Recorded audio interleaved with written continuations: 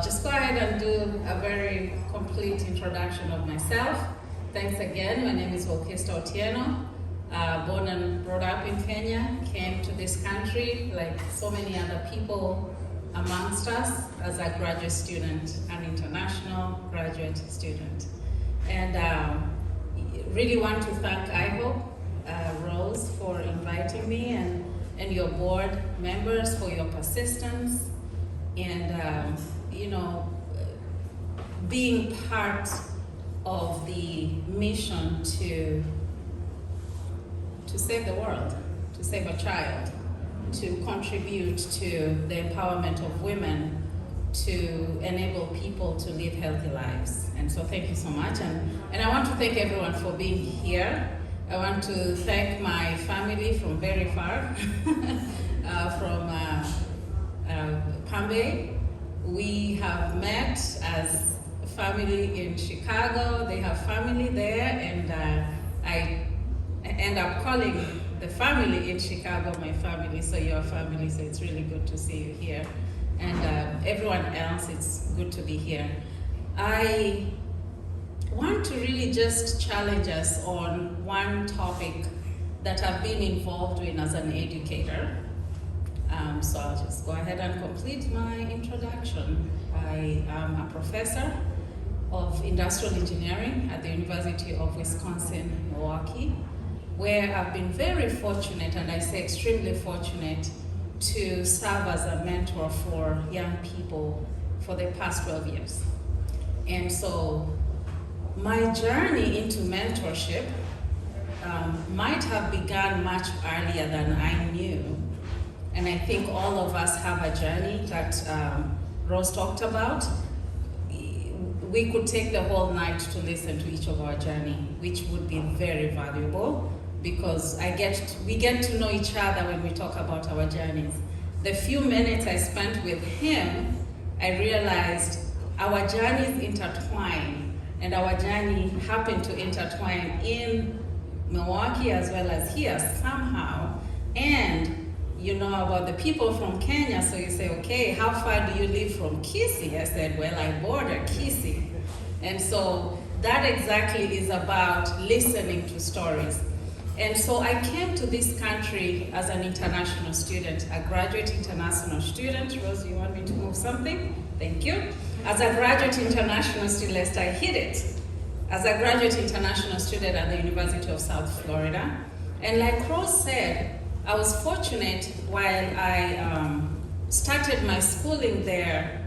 At first I felt lost. I felt lost because in Kenya, I studied mechanical engineering. I got interested in this called industrial engineering just because I took one course called operations research.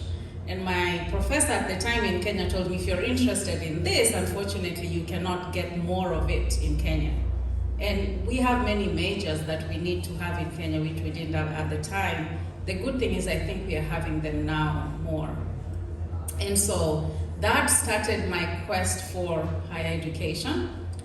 I turned out to end up in University of South Florida just because they were the first ones to give me an assistantship, a teaching assistantship. So I get into this country, and in my first semester, I'm expected to know how to code in this interesting language called MATLAB. I had no idea. Second wake-up call. I get into this statistics class, and I realized that there are calculators that you feed them data, and they give you the regression line. Voila. I was in this class, and yours truly was actually putting on those numbers, calculating the E-squared that we use to, draw the regression line. And I realized, oh my God, people finished that exam way before the 2 hours that was given. I didn't even get to complete that exam in 2 hours. Why am I talking about this? I'm talking about this because I experienced what I feel my students experience today. The quest for belonging. Some of them come as international students. Some of them are as American as it can get, But some of them come from the rural parts of this country. They all quest for belonging. And so when Rose talked about a phone call that she made, I was working at the time, it's called the Institute on Black Life. And this institute just embodies what universities call multicultural centers or multicultural institutes, which are very important. Some people, opponents of them will say, why do you have to segregate students into multicultural centers? But there is an importance to it.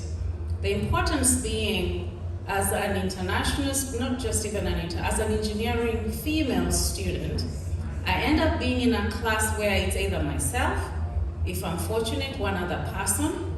At graduate school, maybe it's better. But in undergraduate, we have young people who I hope my talk to you is going to finish at a very good note.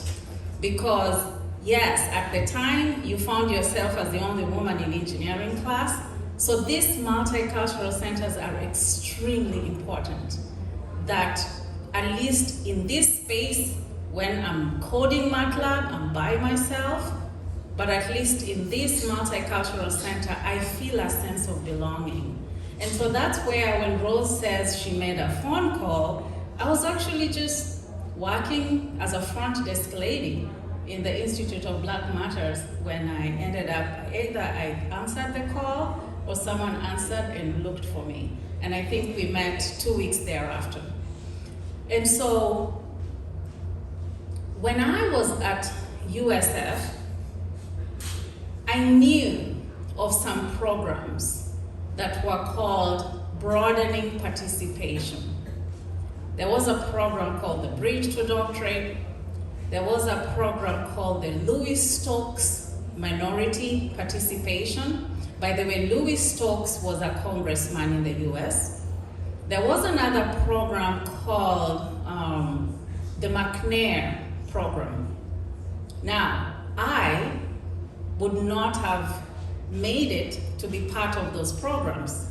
The reason being, and admittedly so, these programs are particularly to fund American citizens and permanent residents so that they can broaden participation of minority students and women in the STEM areas. And so even though I wasn't eligible, that did not make me not embrace them as part of my community. So why am I saying this? I'm saying this because you either know a young woman or man or a young person in your household who are soon going to college, let them know what resources are there. I wasn't part of the scholarship, but the scholarship holders became part of my community.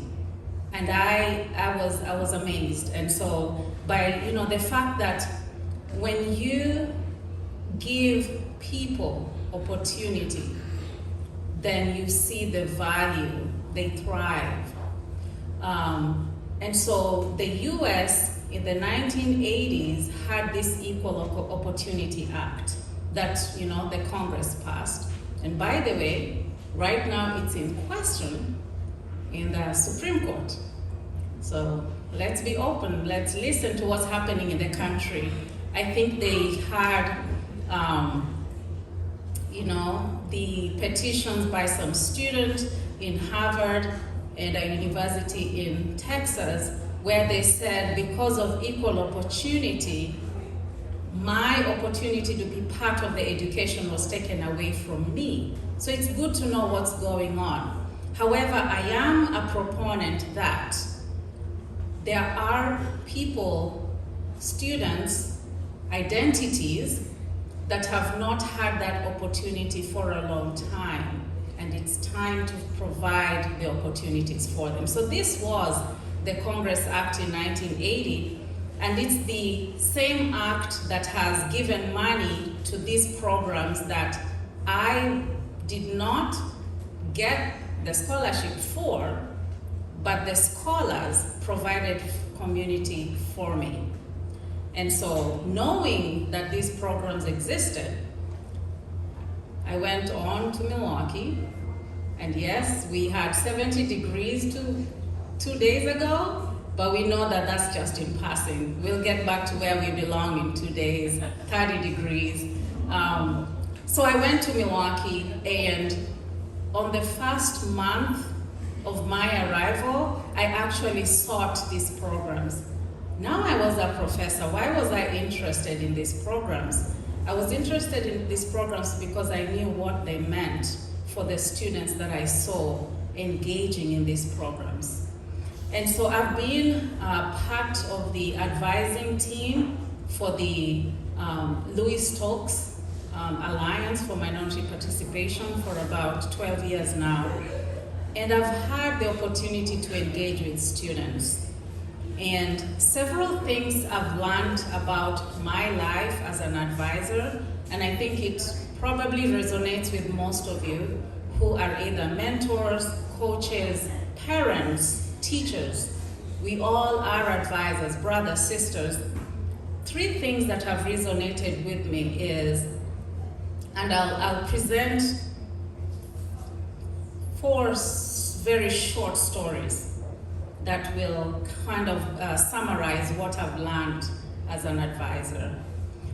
Story number 1, I'll call her student A, has been my advisor, and I'm talking about it as if it's now, but no. This lady was my advisee, my mentee, probably about 6 years ago.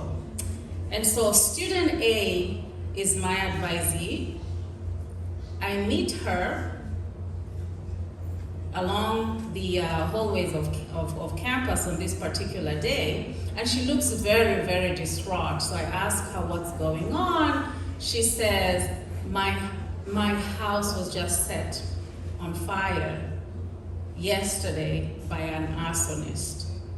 And so as an advisor at that point, I'm not only looking out for this student as a student in UWM, but I'm looking out for her as a person. And it takes empathy to be an advisor.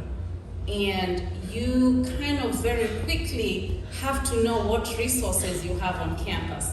Of course, the first thing we are told is, I am not a counselor, by no means, but I have to make sure that she is engaging with a counselor. Long story short, student A is in a course that has 6 credit studios, long studios. If you've been an art major or an architecture major, this you may understand. So 6 credits is very, not quite difficult, but is engaging. And so the advice for this student A was, hey, how about you press on the brake for now? The semester is just beginning. I don't think you might. So I'm not quite telling her what to do, but I'm letting her hear herself and as we talk together. So student A, instead of dropping off of school, we sort of decide, okay, I'm going to engage with my minor, which was Africana Studies. Again, identity, she's an African American woman. You don't want her to drop off of school because she's in a situation where if she drops off of school, she might just drop altogether. So my advice to our student A, engage with your minor, let's press on the brakes for your major, and then we will restart next semester. Currently, student A just graduated in her master's in the University of Columbia. So as an advisor, I've learned empathy. As an advisor, the second story here is student B, an African American man. I get to meet him as a kind of first year junior student. You look at student B's transcript and you know the first 2 years something was not right. The grades were just completely off. And if I were to, to paint a picture of this student, or maybe let me say it this way, if I were to understand this student from his transcript, I would have totally missed the point. Yes, so you can actually tell student B was completely struggling in his first 2 years. Again, finding purpose, finding community, not quite finding identity, but finding an environment that resonates with his identity, I would put it. And so, again, championing for this student to get a do-over. Usually universities have policies, and some policies says if it's in your major, you cannot take this class twice. Sometimes they'll say in the university, you cannot take this class 3 times. So as an advisor, again, it's empathy, but also learning. It's called intercultural learning. So I had to understand this student B from his cultural and a little bit of family dynamics, so that I can advise him well. But this the second thing. So the first one was empathy. The second one is intercultural awareness. And then the third one was student C, not a minority student. She is a white student, but from the rural part of Wisconsin. She is in my program, but this is in hindsight. She says, Dr. Otieno, you have no idea how my life was difficult in this university. I said, wow. By the way, we are meeting like a month ago because I need to write a letter of recommendation to grad school. I'm like, but why didn't you tell me before? And she said, because I didn't think that it was in my place to say it. Because she is a rural student, but then this program is for minority students, and I realized she actually was as minority as it can get in the engineering program. And so the third one is communication. I wish I had I thought I had communicated with her, but I wish I had communicated with her a lot earlier to know of her identity as a white student from rural America and a female student taking mechanical engineering. Those are all identities that are crisscrossing, And so we need to really try to understand our mentees from that level. And so 3 things. The first one was empathy, the second one was intercultural awareness, the third one was communication. And I'm hoping that one thing I'm trying to learn today is to be a good mentor for the current generation of students. I'm trying to learn it. And I think we all as a community are trying to learn it. So in any circle of influence that you're in, if you have a young person that you're mentoring, try to know them more, because we see a lot of struggle at the university, and we wish we can have that community approach where I'm advising on this side, some parents somewhere is advising on this side, their academic advisor is advising on this side, and so somehow we are able to meet this student according to their passion and according to their goals. So thank you so much. I really appreciate being here, and I'm thankful.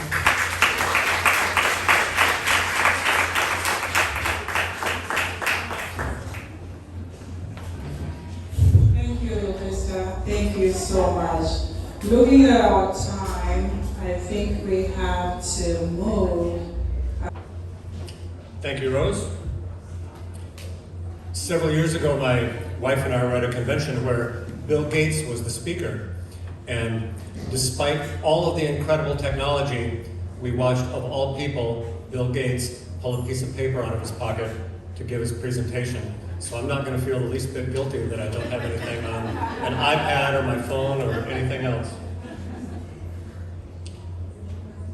Several months ago, when Rose asked me if I'd speak tonight, I really wondered why me. Actually, what I really thought was, why would IHOPE want a middle-aged white dude who's never been to Kenya to come and speak to the organization. But instead, I just politely asked Rose, what would you like me to speak about? And I'm not sure that I understood everything that she said, but it was pretty clear she wasn't going to let me get out of it.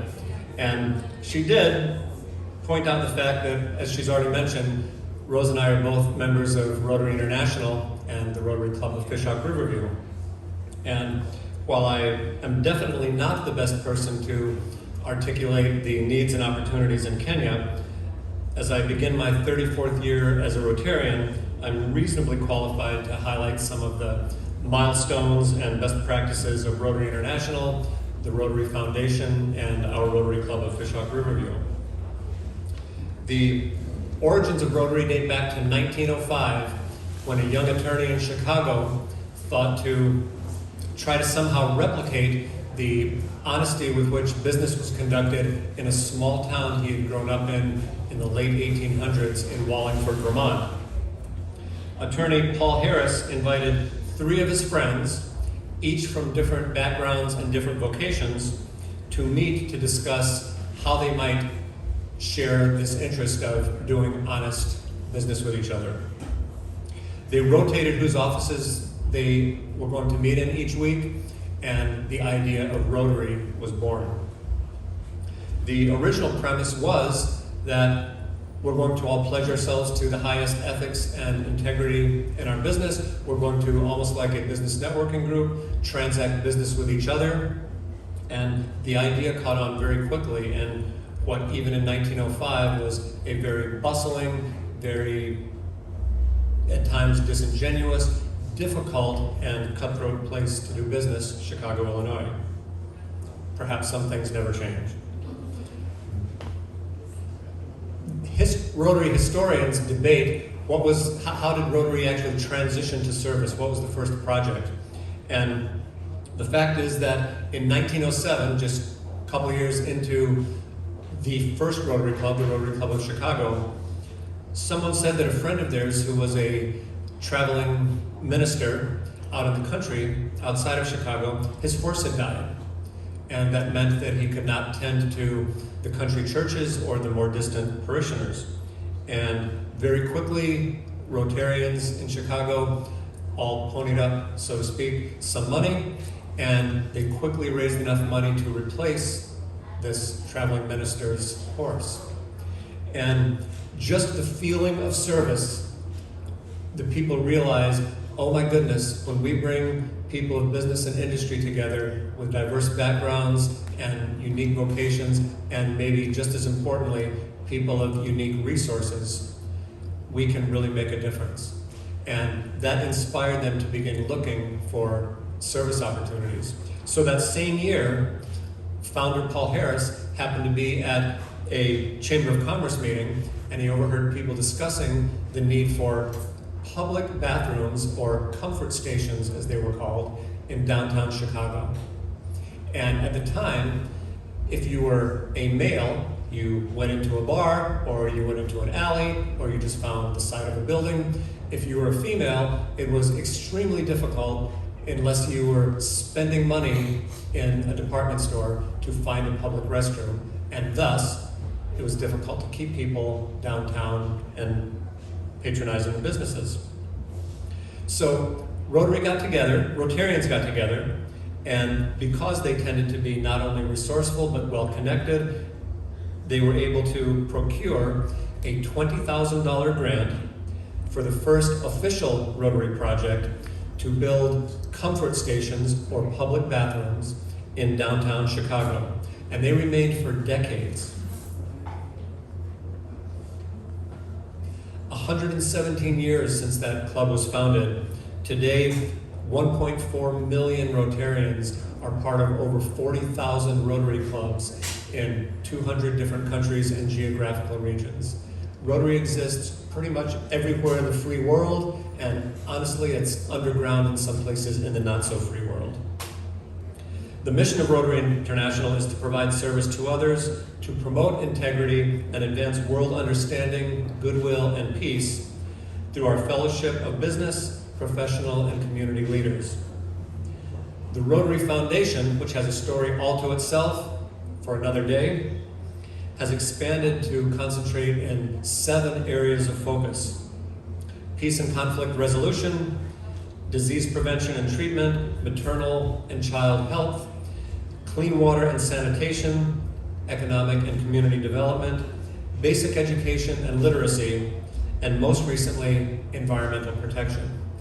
Coincidentally, I read an article just this morning about a combined Rotary and United Nations environment program where they had the first phase of their Adopt a River program had removed nearly 150 tons of waste from roughly 20 kilometers of rivers in Kenya and Ethiopia. And yet with all of this progress, Rotary remains 1.4 million members, a group of citizens, each with different backgrounds, skills, and resources, all of good character, and all pledged to the highest ethical and moral standards.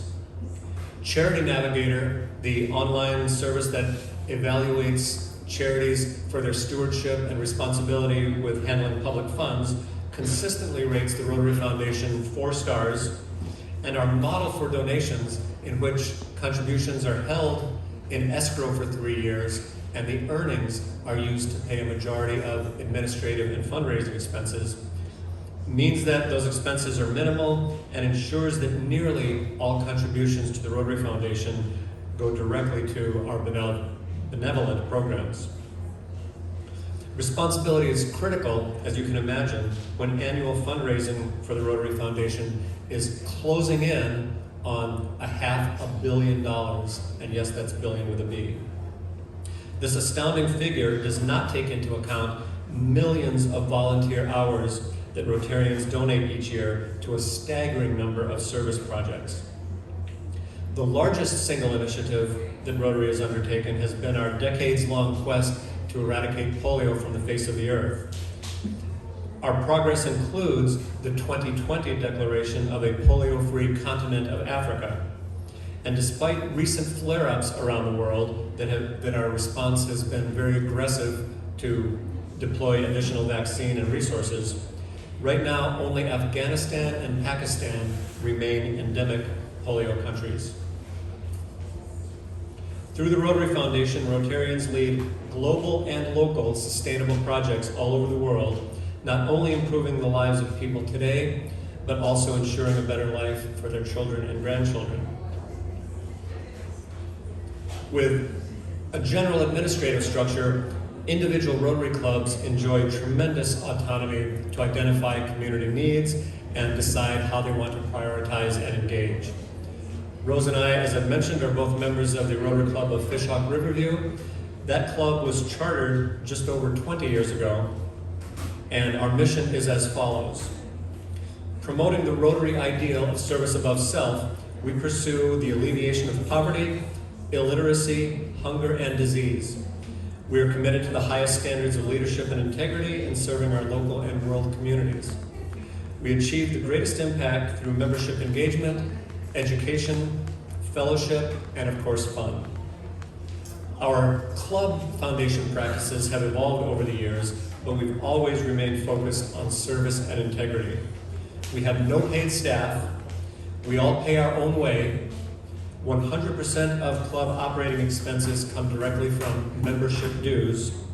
We consider donations to the Rotary Foundation as a duty of membership. All of our members contribute at least $100 a year to the Rotary Foundation, and many give more. We also recognize our responsibility as stewards of community-raised funds. 100% of proceeds from public fundraising events go to our charitable activities, and the vast majority of them, if the money is raised locally, we contribute locally. Our contributions to the Rotary Foundation of Rotary International, the majority of those we spend internationally. Our money gets allocated through our club foundation, which is a registered 501c3.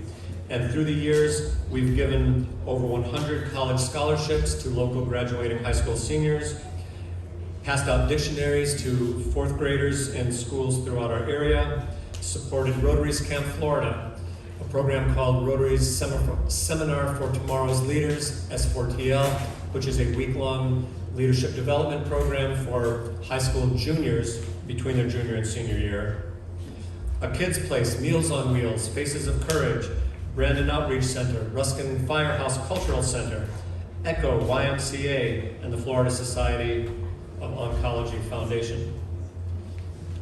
And more than 100 years after the Rotary Club of Chicago built comfort stations as the first major Rotary project, it's only fitting that our Rotary Club of Fishhawk Riverview's largest project to date was a Foundation Global grant to provide 117 engineered latrines, or comfort stations if you prefer, as part of a larger ongoing health and clean water initiative in Comayagua, Honduras.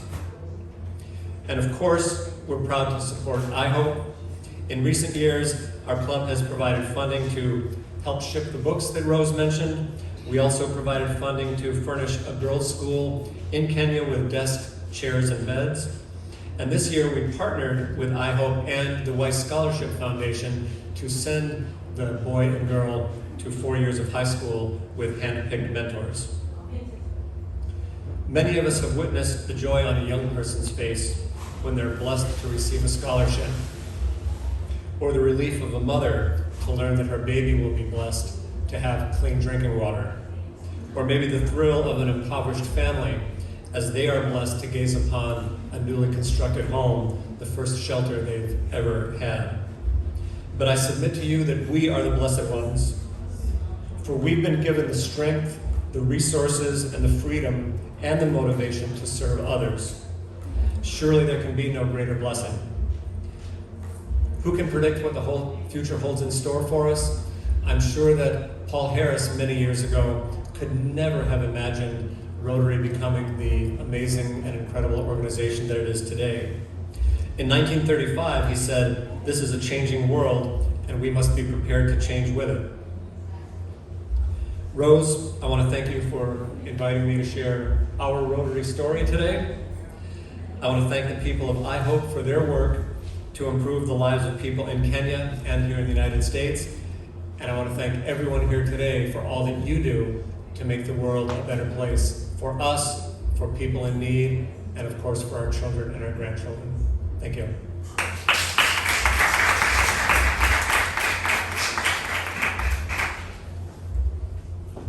Now you guys know I insisted that this young man comes over here. Showed up today. Also, our very own chef, Miss Courtney. She is a Q2 member who came all the way from Houston. We love you, girl. Thank you so much for showing support.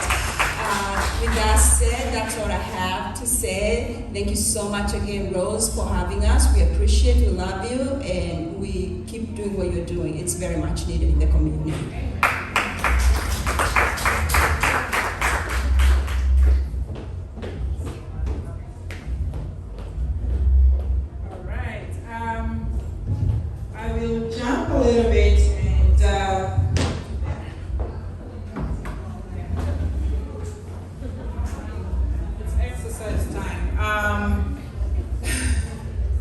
After eating, you better run, otherwise all the food will stay there, and then you fall sick, as in the medical field, you will be like, dang, he's back again. So please do the exercise as you can. I want to take this opportunity before our two great guests come on. Remember, all our guests are special and are wonderful. They have something to give. I would like to let you know that IHOPE does what is called awareness.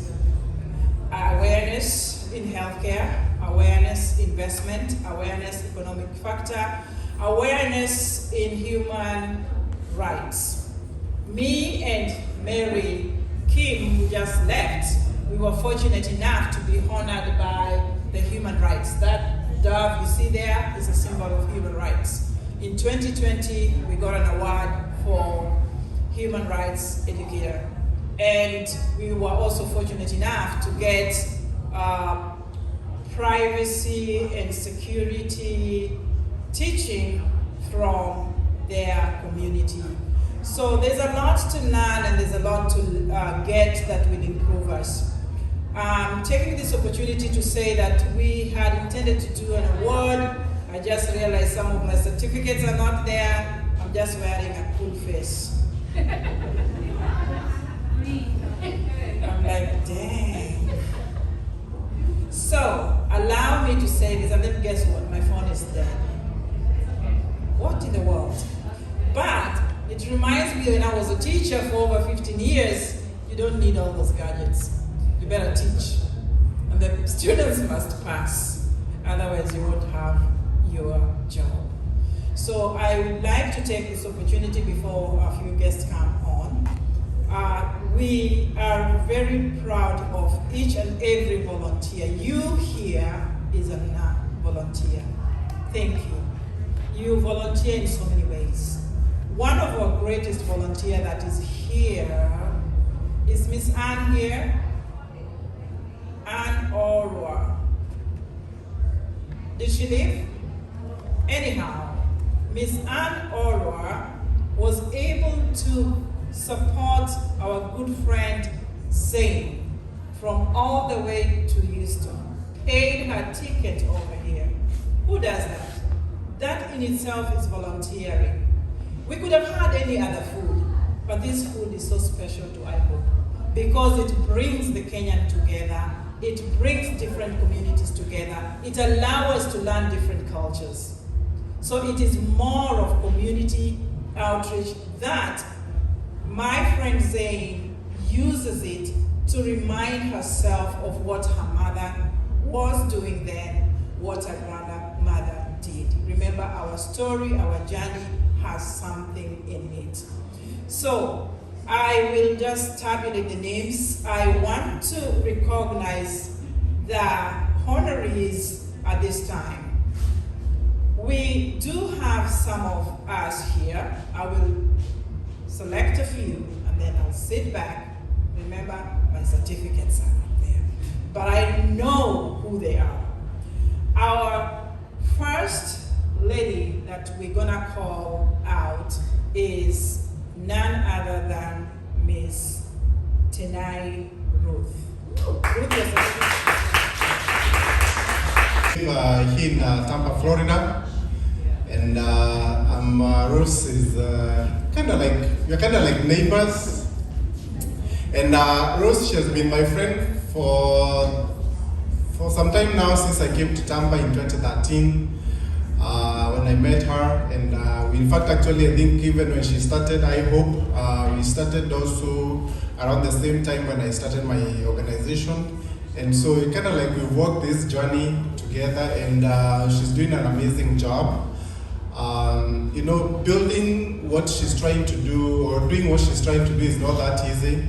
And since personally, I being a business person and you know, someone who is trying to build communities and helping people, it's not that easy. So Rose, you are doing an amazing job, and thank you very much for your work within the community.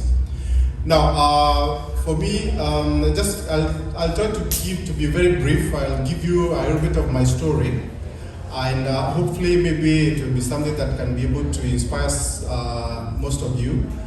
Well, I came to the US as a student, as an international student. So when I heard about the professor here talking about being an international student, I understand very well because I came as an international student. Then graduated, you know, I was finding it's very hard to get a job. You know, those kind of challenges when you come as a student on F1. But somehow I was able to figure things out, and I got a job as a systems analyst. In fact, actually, I came to Tampa in 2013 to come and work for Citibank as a senior systems analyst for them. Then I worked there for about 5 years. In 2017, I decided, okay, enough was enough, and I really wanted to do something. And that's when I started my organization, which was we started as a technology consulting firm that helps mostly African immigrants to find job opportunities in the tech space. Because I realized when I got into the tech industry, mostly people that I was working with were mostly Asians, Indians in particular, and I really wanted to help our people, and that's really why I started my organization. So, you know, we started doing IT job skills training programs and placement services. And at some point, I was getting a lot of challenges in terms of getting the right candidates for our programs, and I started thinking of I thought of maybe since I was getting a lot of challenges getting the right candidates for our programs, I thought of how could I find bright people within our community to actually get into the opportunities that we have here in the US. So around that time I started thinking about it, and some idea came of actually trying to get bright people from Kenya, and that was in 2018, early 2018. So I thought about it and I was like, how do I bring people from Kenya, bright ones, to come and take advantage of the opportunities that are here? So I thought about it, and since I came as an international student and I had gone through that path, I knew very well that it's a very challenging path. It's very hard for most of our people out there, bright Kenyans or bright Africans, to be able to come here. It's quite expensive for you to study here in the US. And also the process of coming, also getting visas and stuff like that, it's quite a challenge. I personally was denied visa 4 times before I got here. So I knew it was really, really hard for a lot of people. So I thought about it and I was like, I think I can solve those problems. And we started something called the Kenya Airlift Program. And this is a program that helps mostly Kenyans to come to the US regardless of their financial background. We've been in existence since 2018. In fact, actually, when we started that program, we just enrolled only 3 students into the program. Just 3. Just to show you how tough it can be when you start something. And from 3, then, we went to 12 in 2019 when COVID came. Then 2020, we did around 60 students. 2021, we did around 300 and something. And as we speak today, the Kenya Airlift Program has over 1,300 students. Right now, you're down to about 1,500 students in the program. And thank you. And this year we've because normally what we do is we help them with the funding, because it's very hard to get it's very hard to get money to come and study here. So behind the scenes, we are funded by an organization called Empower Financing, and this year we processed over $5 million in terms of student loans, and these are this is money that a lot of students out there in Kenya will not have really been able to raise. And as we speak, currently we are expecting to bring over 200 students in January in the US.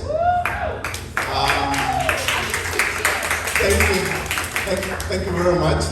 And in fact, actually, the gentleman that you see here, his name is Wilfred, is one of the beneficiaries of the program. He's actually the first student to believe in me when I met him, and I went to Kenya in 2018.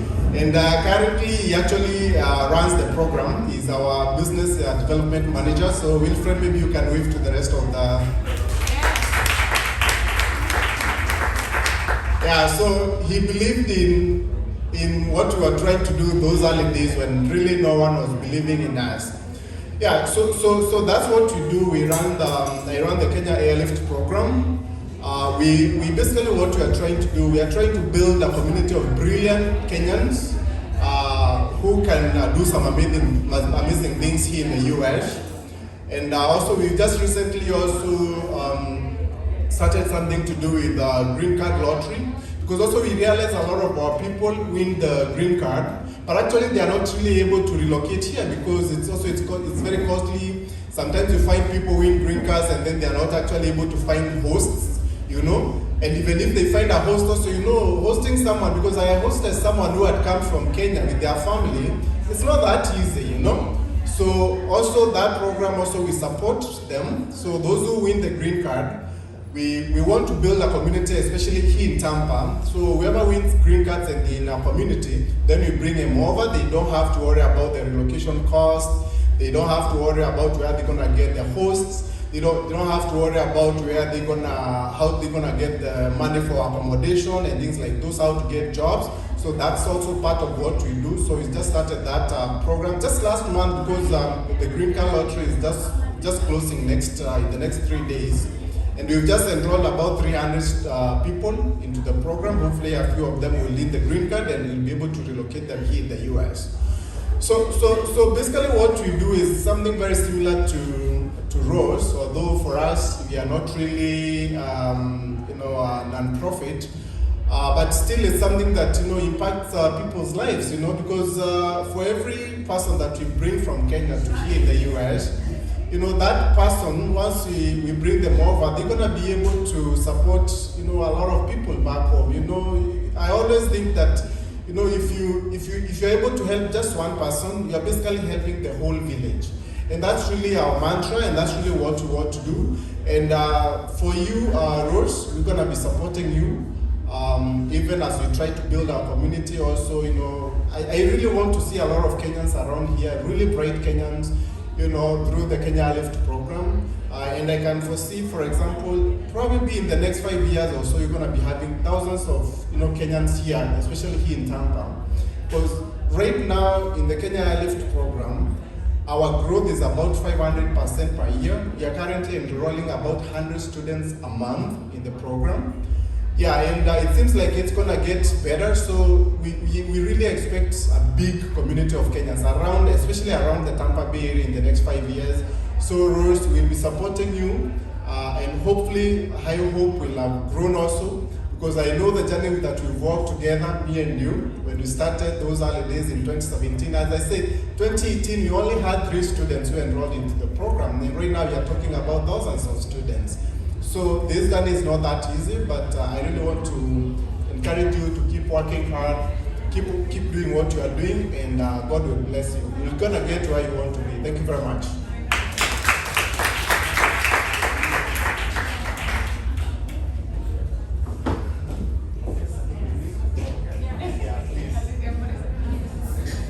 All right, now I call upon Professor Otieno.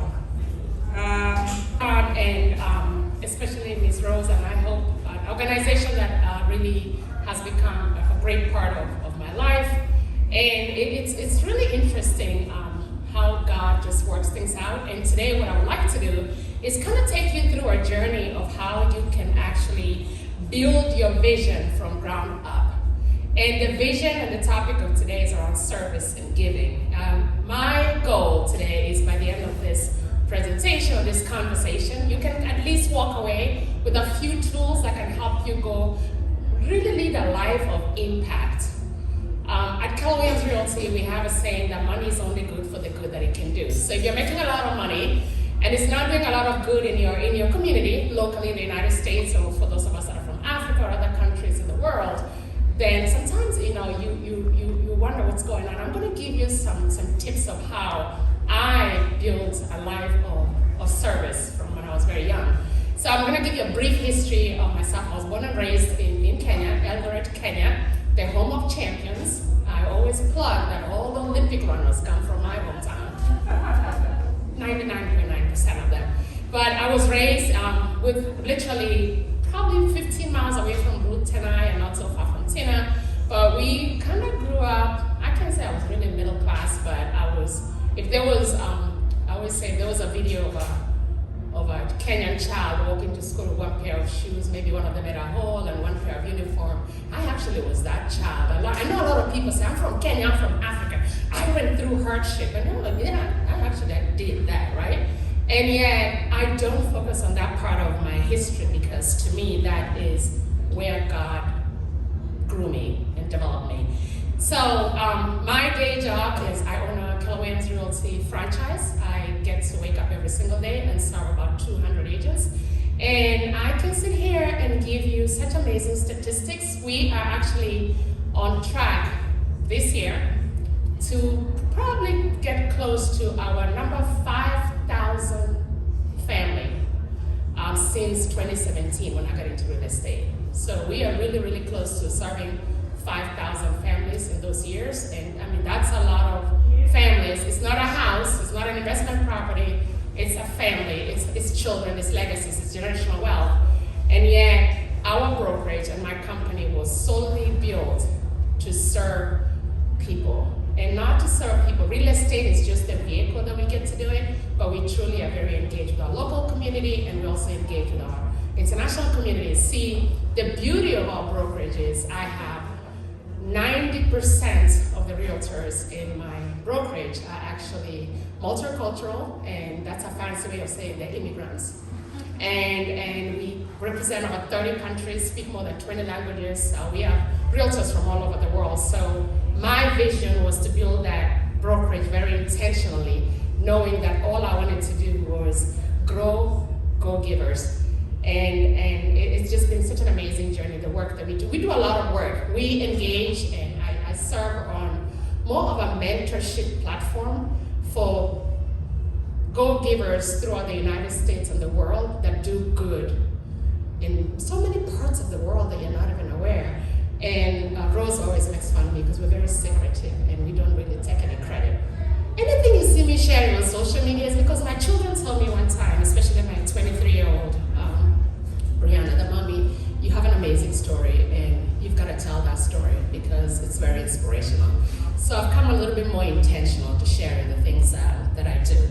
So that's a little bit about myself. Within the Go Giver world, we have some of the most phenomenal people, from actually young children to very, very successful business people in the United States. And we have projects everywhere. We have a Rotary project in Madagascar. It was really good for me to hear from you and what you and Rose does, because the Rotary does a lot. As you guys know, I'm very passionate about all things Africa, especially Kenya. So of all the projects we do in the world, 80% of them are in Africa, and then of the 80% in Africa, 90% of them are in Kenya. So we have so many schools. It doesn't matter what part of Kenya you come from. I have actually worked with somebody in your local community at projects. We do schools. We champion the rights of women and the girl child mostly. We also do support initiatives. We have schools. We build many schools, churches, libraries, hospitals, and we typically just give those back to the governments or the local communities. We don't do anything to make any money. I don't have a registered, I think this is one of the most misunderstood part of me. People think I have an NGO that's a tax flow through or something. I really don't. I intentionally said I would never do that because I never wanted my service or giving or the people I work with to have any kind of financial significance and impact in the businesses that I run.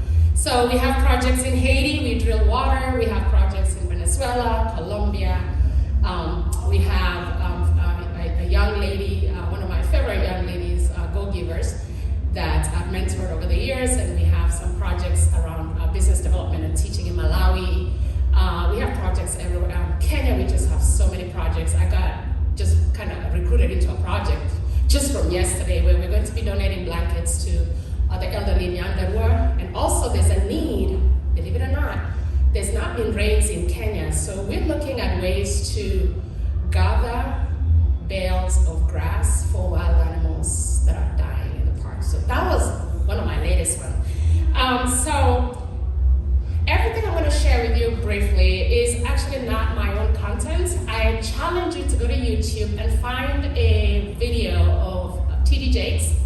It's about an hour and 18 minutes. Go to YouTube. It says how to build your vision from the ground up. That video would actually give you a lot of the tools you're looking for if you're looking to serve people.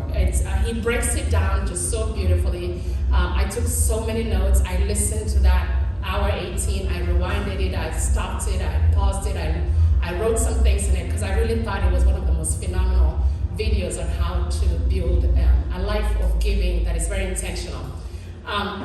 Anytime we're not hitting a business goal or a family goal, I actually look at myself in the mirror and say, Ogla, who have you not given something to in the world that needs you? So I do crazy things. I write big checks for organizations I don't even know. If I see something posted on Facebook about a church somewhere in rural Kenya, I will inbox the pastor and I will send them money. And sometimes my family and when I go to Kenya tell me, oh, that person came to look for you 3 months ago because I said, who's that? And somehow yeah, you helped us do this. And I don't do that because I want to track it. I'm just sharing with you that your success, your personal success, that of your family and your community, is tied back to your ability to give back to somebody that's in need. Anywhere in the world, locally here in the United States, there's a lot of need. We have a lot of projects in the United States, in Orlando, and different parts of the country to serve people. So I grew up in an environment where the focus of the conversation was on our limitations, right?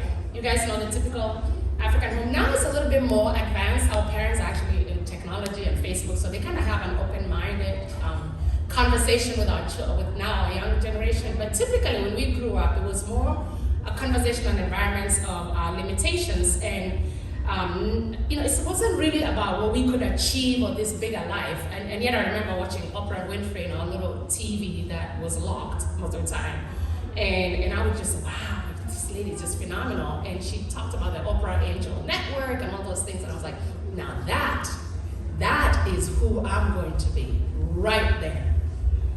Because I saw somebody that grew a big organization, a big influence all over the world by focusing on helping other people. I never knew that the way people describe you would become a prison until it did.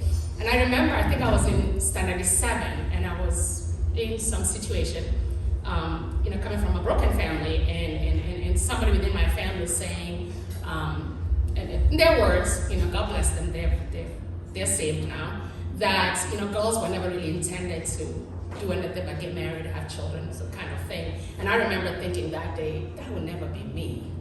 Absolutely me, not gonna be me. So, I just knew that God had a bigger purpose for me in this life. And even growing up in that village, I just knew that if I could just work a little bit smarter, work a little bit harder, just every single day put a foot forward. As I was walking in that wet dew in cold morning, and it's freezing, right? And my mama strapped my 5-year-old youngest sister on my back to take her to my grandmother's house, drop her off there, Gogorayal's house, Ruth, and then walk from there and go to Lemoore Primary School. And it was my job in nursery school to go back to my grandmother's house, Gogorayal, pick her up and bring her back home. Now, this child was not very light.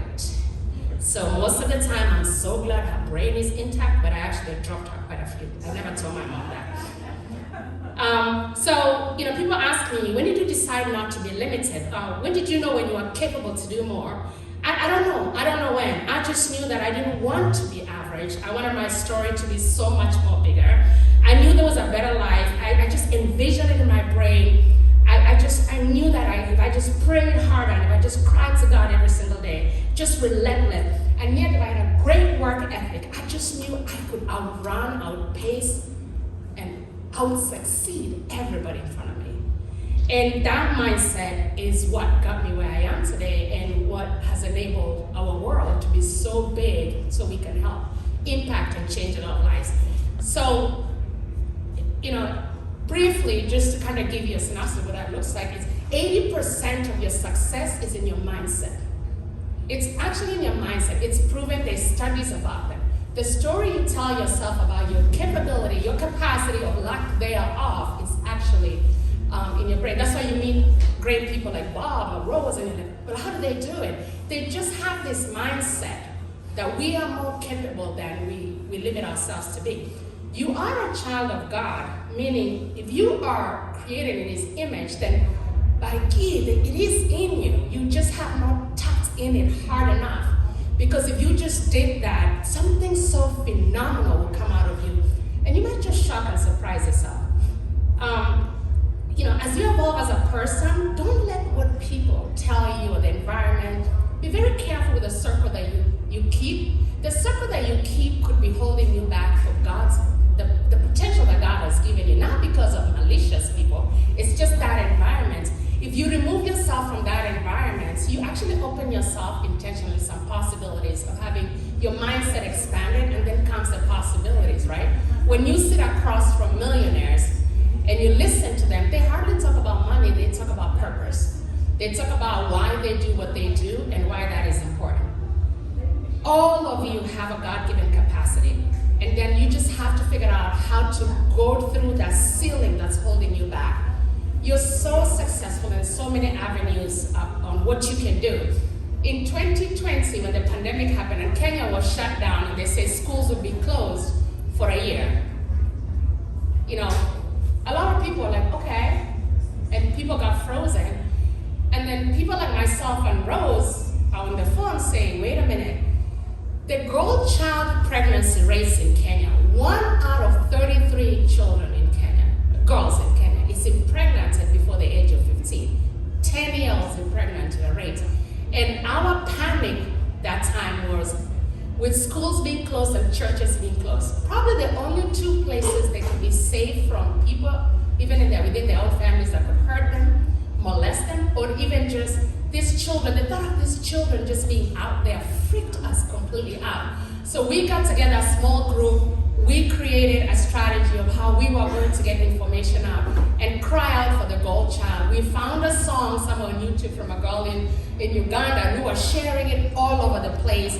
And then we decided that we knew we could not go to Kenya to physically talk to these girls, give them, you know, we were gathering sanitary pads and care kits. So we decided that we were gonna build zones in Kenya, and we got to about 26 zones, and then we developed leaders within those zones, a lot of them young people like Irene, and then we gave them the strategy, the speeches, what to do. I got with my people in Eldoret, we got to Rivertex, they gave us thousands and thousands of masks, so we put a message on there, and then we created the material, the presentations, and this core group went to 26 regions in Kenya, and all of a sudden we touched over 20,000 young people. Now remember, these young people that were leading these groups were actually in violation of the laws of COVID-19 in Kenya. They were not supposed to be moving or gathering. We had to limit groups to 50, meaning in Ukambani, when we talked to Jennifer, we had to make sure Jennifer understood it can be 50 or less, and yet we have to do 4 or 5 to hit 200 or 500. And yet it was just, we did it on a Google Drive, we tracked everybody that we're talking to, and we created champions like Jennifer and Irene and everybody else, and all of a sudden we're in the news and we're protesting, and we use our influence with some really influential people. And then the government of Kenya called an emergency parliament meeting session to come up with rules on how they were going to protect young girls. And we don't know if we saved, how many girls we saved. We just know we did something different, and we made a difference in Kenya. Now, there's nothing I have, or Rose has, or Bob, or everybody here, that you don't have, right? You can only be fruitful if you're seedful. A fruit comes from a seed. So if you're planting the seed of service, being a service person, being a giver, then they can only be a fruit on the other side, right?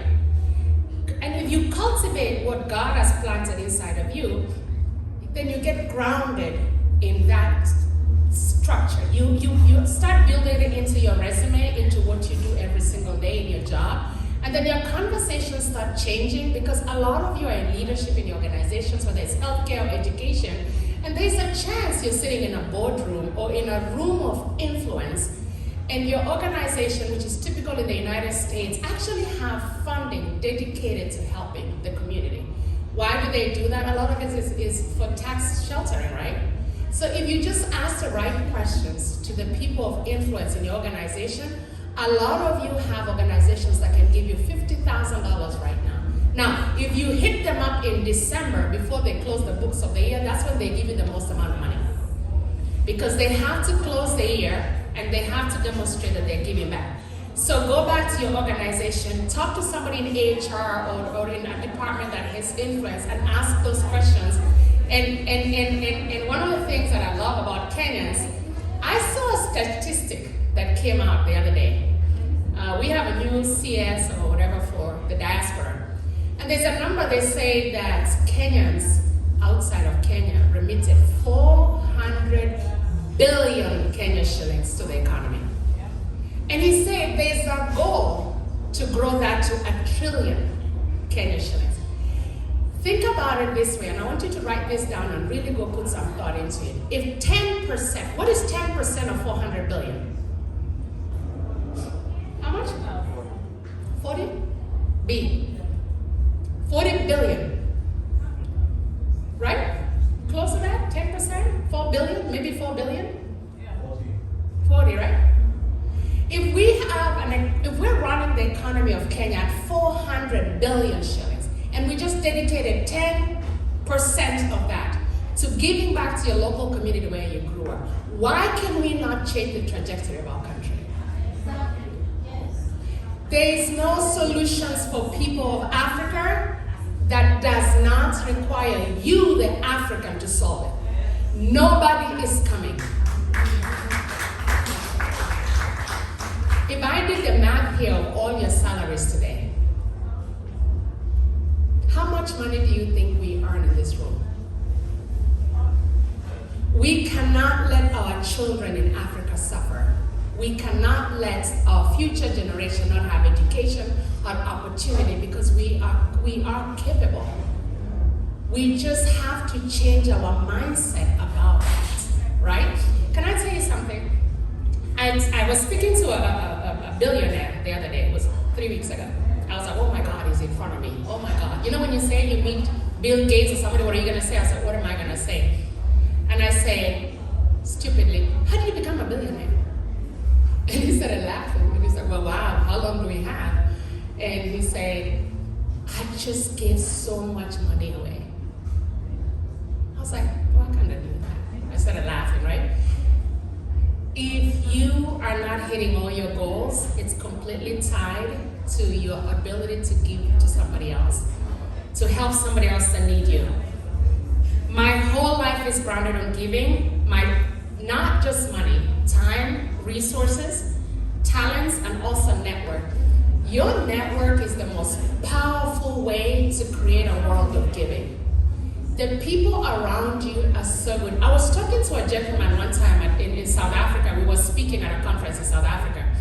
And we're just talking about what do you do? And he said, oh, I have a nonprofit and we typically fly our private planes to like Haiti. He's from like Iowa, to Haiti, and we go and volunteer and we work there. And I said, why Haiti? He said, oh, I don't know, I just looked up on the map, I saw the news, and I just felt a calling from God to go do that. They've been doing that for so many years, and even with the war that's going on in Haiti and the problems they're having, they're still out there doing good work to help people. So it's just somebody that's really being purposeful and intentional. You have the seed inside of you. Some of you just have a dormant seed. What do you do with the seed when it's not growing? You water it. So your environment, the books you read, the places you go. This event that you came to today, you just watered your seed because you just went internal, right? And reflected on the things that you can do. Now, I have this very simple thought as a child of a farmer, that when you're growing corn in Kenya, you have to put sulfate and you have to put fertilizer and you have to do that. So when you leave this room today, go find your fertilizer. It could be a book. You can start with a book called Go Givers. It's actually a book. We just copy what the Go Givers did. The Go Givers book will give you a framework of how you can do that.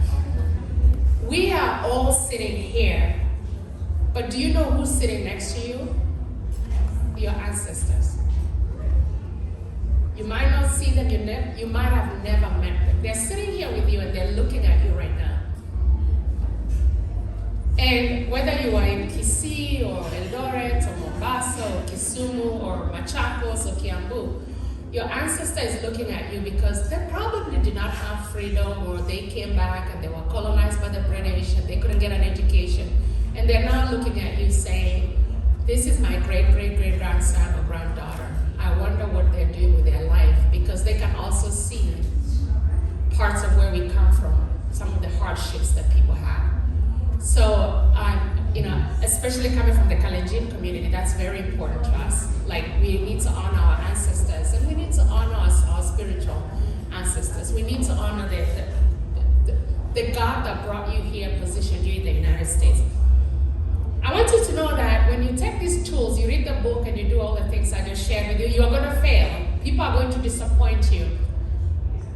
I've been betrayed in the most insane ways by people that I've trusted with money, my time, my mentorship,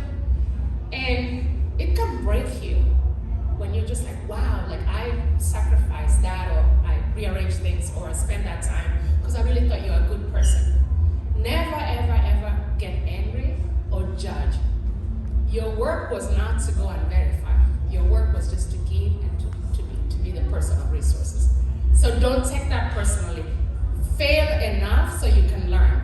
So some of the things we do in Africa is we now have structured ways where I help you write a memorandum of understanding with a local community, make sure they connect to a chief or somebody of accountability.